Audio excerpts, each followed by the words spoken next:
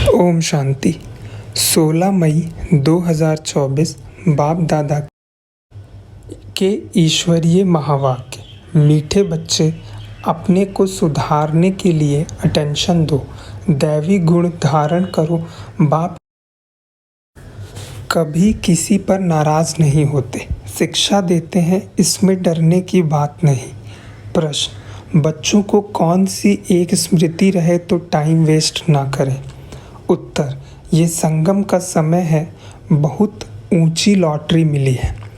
बाप हमें हीरे जैसा देवता बना रहे हैं। यह स्मृति रहे तो कभी टाइम वेस्ट ना करें। यह नॉलेज सोर्स ऑफ इनकम है, इसलिए पढ़ाई कभी मिस ना हो। माया देह अभिमान में लाने की कोशिश करेगी, लेकिन तुम्हारा डायरेक्ट बाप से योग हो तो समय सफल हो जाएगा।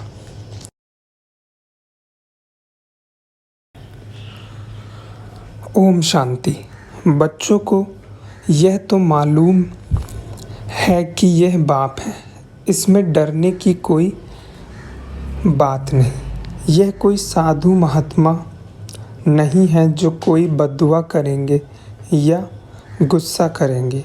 उन गुरुओं आदि में तो बहुत क्रोध होता है, तो उनसे मनुष्य डरते हैं, कहाँ श्राप न दे देवें। यहाँ तो ऐसा कोई बात नहीं। बच्चों को कभी डरने की बात नहीं। बाप से डरते वह हैं जो खुद चंचल होते हैं। वह लौकिक बाप तो गुस्सा भी करते हैं, यहाँ तो बाप कभी गुस्सा आदि नहीं करते। समझाते हैं, अगर बाप को याद नहीं करेंगे तो विकर्म विनाश नहीं होंगे, अपना ही जन्म जन्मांतर के लिए नुकसान करेंगे। बाप तो समझानी देते हैं, आगे के लिए सुधर जाएं। बाकी ऐसे नहीं कि बाप नाराज़ होते हैं, बाप तो समझाते रहते हैं। बच्चे, अपने को सुधारने के लिए याद की यात्रा पर अटेंशन दो, साथ साथ चक्र को बुद्धि में रखो, दैवी गुण धारण करो। याद है मुख्य, बाकी सृष्टि चक्र की नॉलेज तो बहुत सिंपल है, वह है सोर्स ऑफ इनकम, परंतु उनके साथ दैवी गुण भी धारण करने हैं। इस समय है बिल्कुल आसुरी गुण। छोटे बच्चों में भी आसुरी गुण होते हैं, लेकिन उन्हों को मारना बिल्कुल नहीं और ही सीखते हैं। वहाँ सतयुग में तो सीखना नहीं होता है, यहाँ तो माँ बाप से बच्चे सब सीखते हैं। बाबा गरीबों की बात करते हैं, साहूकारों के लिए तो यह यहाँ जैसे स्वर्ग है।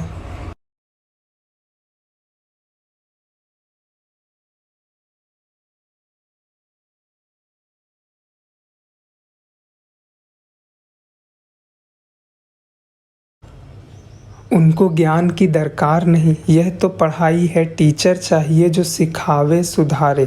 तो बाप गरीबों की बात करते हैं, कैसी हालात है, कैसे कैसे बच्चे खराब होते हैं। माँ बाप को सब देखते रहते हैं, फिर छोटेपन में ही सब खराब हो जाते हैं। ये रूहानी बाप कहते हैं, मैं भी गरीब निवाज हूँ, समझाता हूँ, देखो इस दुनिया के मनुष्यों की क्या हालत है। तमोप्रधान दुनिया है, तमोप्रधान की भी कोई हद होती है ना।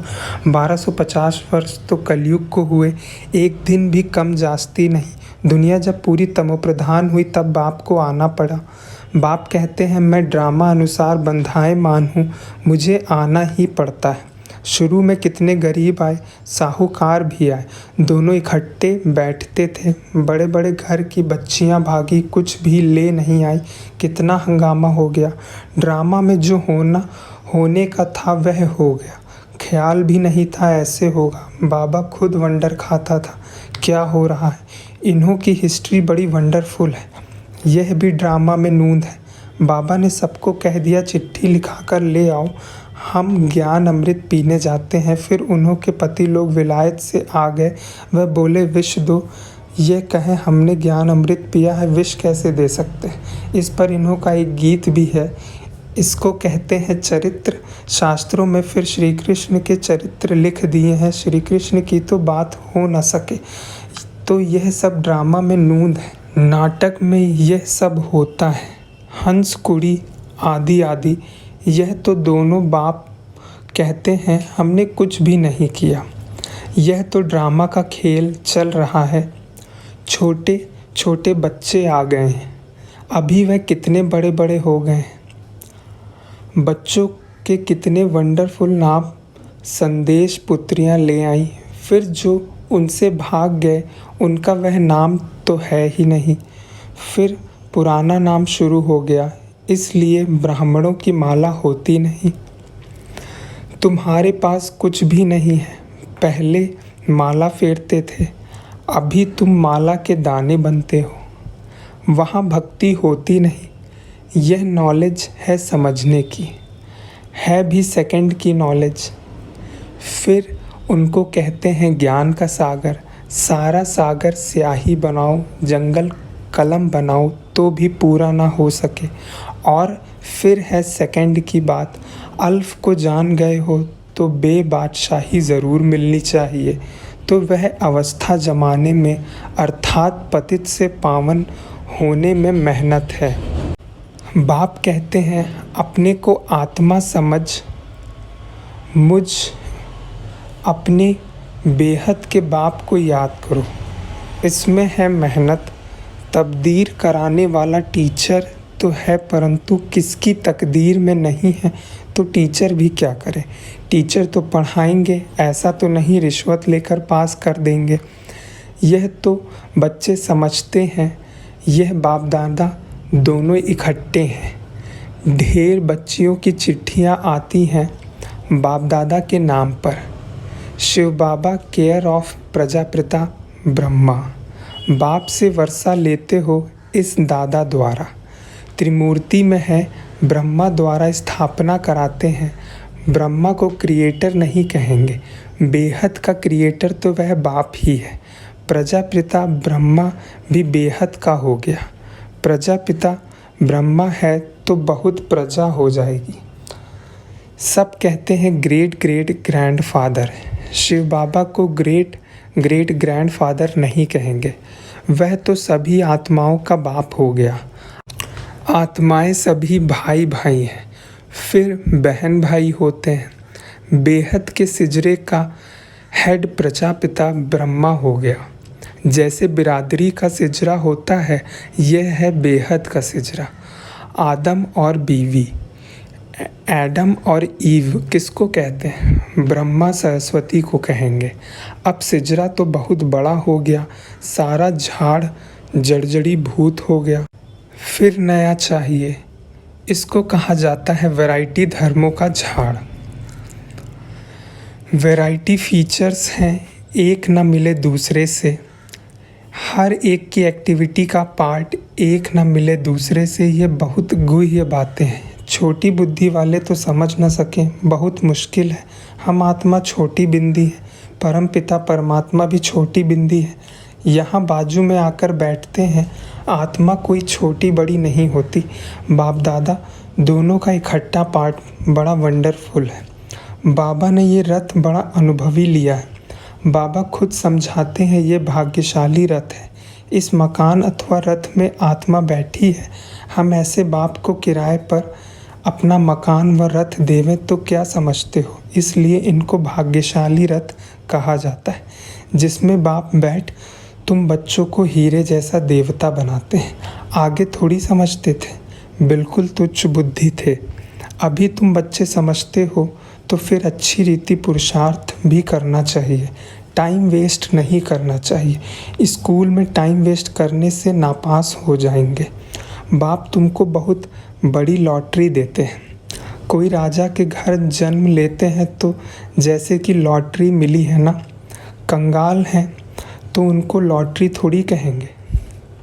यह है सबसे ऊंची लॉटरी, इसमें टाइम वेस्ट नहीं करना है। बाबा जानते हैं माया की बॉक्सिंग है, घड़ी घड़ी माया देह अभिमान में लाती है। तुम्हारा बाप के साथ डायरेक्ट योग है, सम्मुख बैठे हैं ना, इसलिए यहाँ रिफ़्रेश होने आते हो ड्रामा अनुसार। बाप कहते हैं मैं तुमको जो समझाता हूँ वह धारण करना है। ये ज्ञान भी तुमको अभी मिलता है, फिर प्रायः लोप हो जाता है। ढेर आत्माएं चली जाती हैं शांति धाम। फिर आधा कल्प के बाद भक्ति मार्ग शुरू होता है। आधा कल्प से तुम वेद शास्त्र पढ़ते आए, भक्ति करते आए हो। अब मूल बात समझाई जाती है कि तुम बाप को याद करो तो जन्म जन्मांतर के विकर्म विनाश हों। यह नॉलेज है सोर्स ऑफ इनकम। इससे तुम पद्मा पदम भाग्यशाली बनते हो, स्वर्ग के मालिक बनते हो। वहाँ तो सब सुख है। बाप याद दिलाते हैं तुमको स्वर्ग में कितने अपार सुख दिए हैं। तुम विश्व के मालिक थे, फिर सब गवा दिया। तुम रावण के गुलाम बन गए हो। राम और रावण का कितना ही वंडरफुल खेल है, यह फिर भी होगा। अनादि बना बनाया खेल है। स्वर्ग में तुम एवर हेल्दी वेल्दी रहते हो। यहाँ मनुष्य को हेल्दी बनाने के लिए कितना खर्चा करते हैं, वह भी एक जन्म के लिए। तुमको आधा कल्प एवर हेल्दी बनाने में क्या खर्च होता है? एक नया पैसा भी नहीं। देवताएं एवर हेल्दी हैं ना। तुम यहाँ आए ही हो एवर हेल्दी बनने के लिए। एक बाप के बिगैर सर्व को एवर हेल्दी और कोई बना न सके। तुम अभी सर्वगुण संपन्न बन रहे हो। अभी तुम संगम पर हो। बाप तुमको नई दुनिया का मालिक बना रहे हैं ड्रामा प्लान अनुसार। जब तक ब्राह्मण न बने तब तक देवता न बन सके। जब तक पुरुषोत्तम संगम युग पर बाप से पुरुषोत्तम बनने ना आए तो देवता बन न सके। अच्छा, आज बाबा ने रूहानी ड्रिल भी सिखाई, नॉलेज भी सुनाई, बच्चों को सावधान भी किया। गफलत नहीं करो, उल्टा सुल्टा बोलो भी नहीं, शांति में रहो और बाप को याद करो। अच्छा, मीठे मीठे सिखलदे बच्चों प्रति माता पिता बाप दादा का याद प्यार और गुड मॉर्निंग। रूहानी बाप की रूहानी बच्चों को नमस्ते। हम रूहानी बच्चों की रूहानी माता पिता बाप दादा को याद प्यार, गुड मॉर्निंग और नमस्ते। धारणा के लिए मुख्य सार: विकर्म विनाश कर स्वयं को सुधारने के लिए याद की यात्रा पर पूरा अटेंशन देना है। दैवी गुण धारण करने हैं। दूसरा, देवता बनने के लिए संगम युग पर पुरुषोत्तम बनने का पुरुषार्थ करना है। गफलत में अपना टाइम वेस्ट नहीं करना है। वरदान: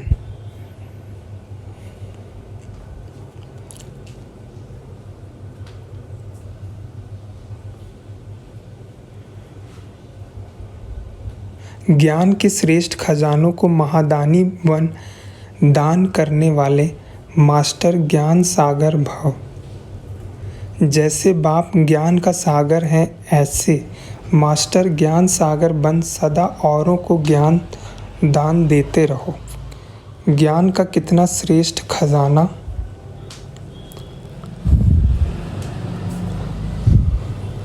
आप बच्चों के पास है। उसी खजाने से भरपूर बन याद के अनुभवों से औरों की सेवा करो।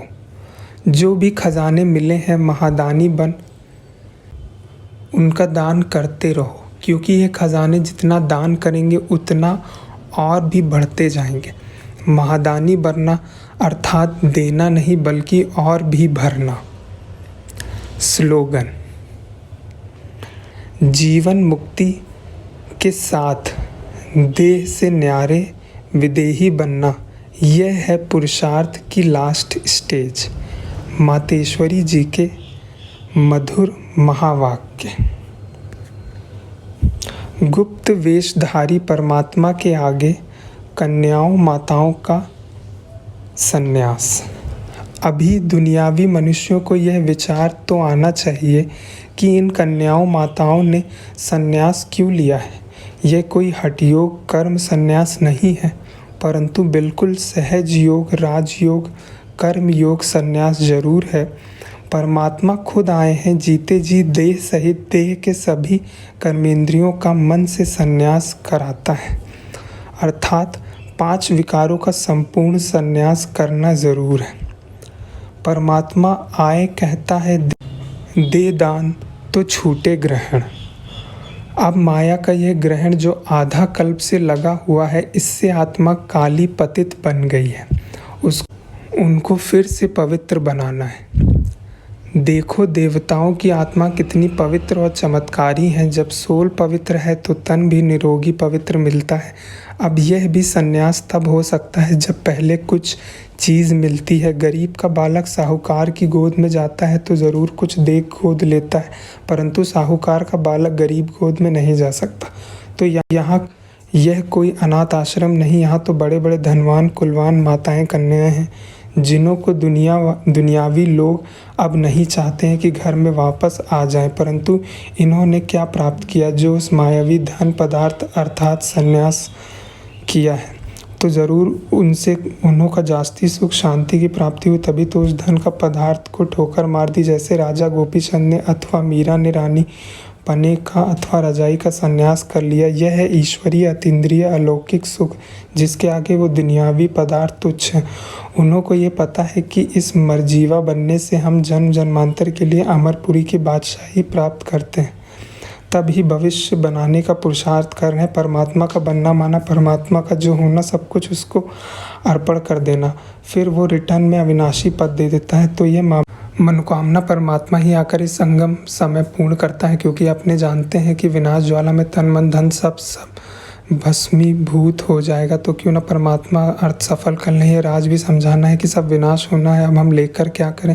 हमको कोई सन्यासियों के मुआफिक, मंडेश्वर के मुआफिक यहाँ महल बनाए नहीं बैठना है, परंतु ईश्वर अर्थ बीज बोने से वहाँ भविष्य जन्म जन्मांतर इनका बन जाएंगे। यह गुप्त राज है। प्रभु तो दाता है, एक देवे सो पावे, परंतु इस ज्ञान में पहले सहन करना पड़ता है। जितना सहन करेंगे उतना अन्न में प्रभाव निकलेगा। इसलिए अभी पुरुषार्थ करो। अच्छा, ओम शांति।